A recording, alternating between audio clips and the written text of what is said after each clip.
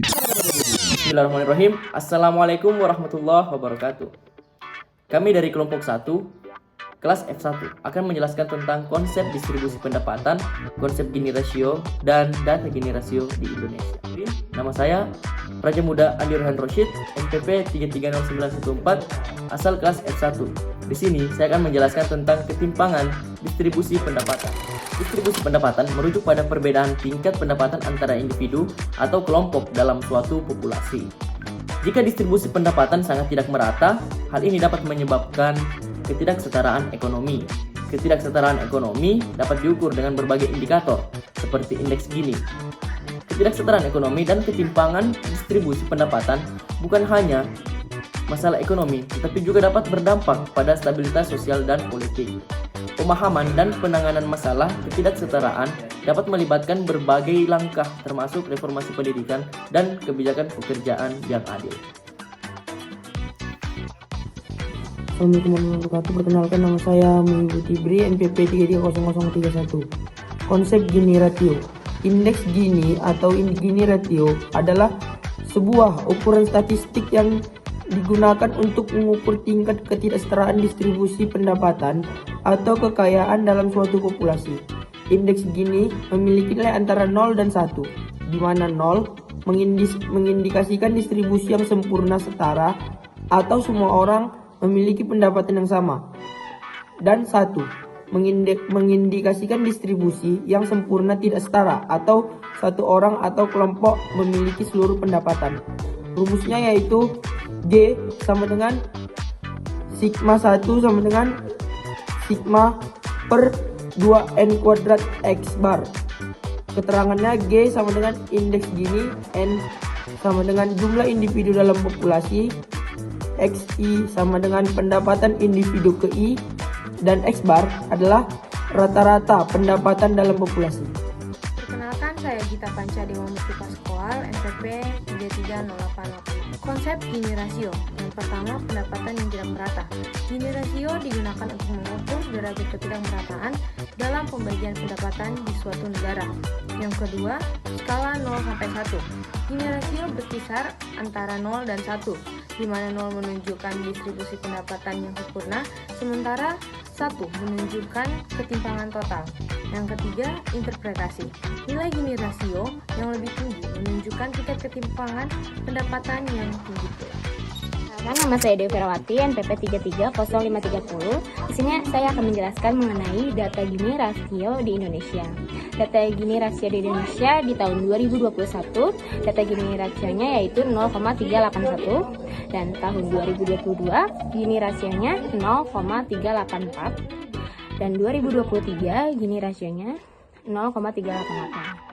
Selanjutnya, metode perhitungan Gini rasio ada 5. Pertama, kumpulan data. Kumpulan data ini yang dimaksud yaitu mengumpulkan data pendapatan individu dari sampel populasi yang representatif. Yang kedua, pengurutan data. Mengurutkan data pendapatan dari yang terendah hingga yang tertinggi. Yang ketiga, plot kurva Lorenz. Memplotkan presentasi kumulatif pendapatan terhadap presentasi kumulatif populasi. Yang keempat, menghitung luas daerah, di mana menghitung luas daerah ini antara kurva Lorenz dan garis diagonal. Dan yang terakhir, perhitungan Gini rasio, yaitu membandingkan luas daerah antara kurva Lorenz dengan luas daerah di bawah garis horizontal. Ini saya akan menjelaskan bagian saya, yaitu faktor apa yang memengaruhi ketimpangan pendapatan. Nah, yang pertama ada pendidikan. Pendidikan yang rendah dapat memperburuk ketimpangan pendapatan. Tingkat pendidikan yang tinggi dapat meningkatkan peluang seseorang untuk mendapatkan pekerjaan dan mendapatkan gaji yang lebih baik. Kemudian yang kedua ada kesenjangan gender. Kesenjangan gender berkontribusi pada ketimpangan pendapatan di berbagai sektor. Beberapa kelompok masyarakat seperti perempuan dan minoritas etnis sering menghadapi ketidaksetaraan dalam hal pendapatan. Kemudian yang ketiga ada keahlian dan keterampilan. Di sini orang dengan keahlian atau keterampilan yang lebih bagus akan mendapatkan pekerjaan yang lebih baik dibanding mereka yang tidak punya atau tidak memiliki keahlian khusus tersebut. Kemudian yang keempat, ada akses ke pekerjaan dan kesempatan ekonomi. Nah, beberapa kelompok masyarakat mungkin menghadapi hambatan dalam akses ke pekerjaan yang baik atau peluang ekonomi lainnya. Kemudian yang kelima ada kebijakan pemerintah. Kebijakan ekonomi dan pajak pemerintah dapat mempengaruhi distribusi pendapatan.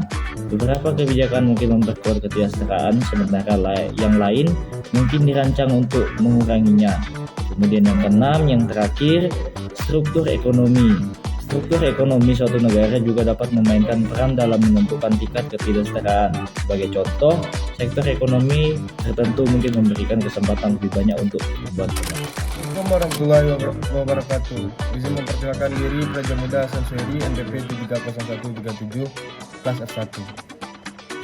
Dampak ketimpangan pendapatan. Yang pertama, ketidakstabilan sosial. Ketimpangan pendapatan dapat menyebabkan ketidakstabilan sosial dan ketidakpuasan masyarakat.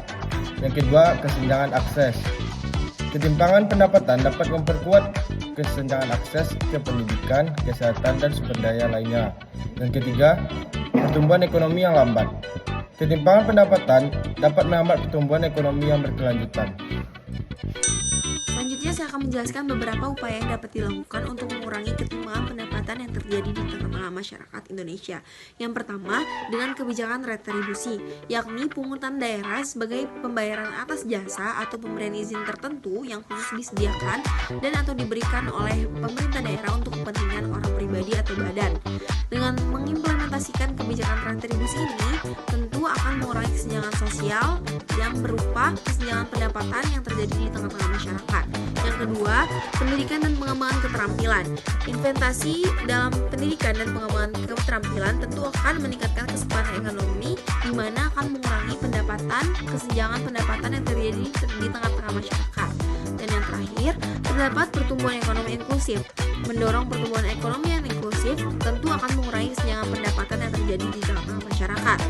Baik, mungkin itulah pemaparan singkat materi dari kelompok kami mengenai konsep distribusi pendapatan, konsep Gini rasio, dan data Gini rasio di Indonesia, serta faktor-faktor yang mempengaruhi kesenjangan pendapatan Indonesia dan upaya yang dapat dilakukan untuk mengatasinya.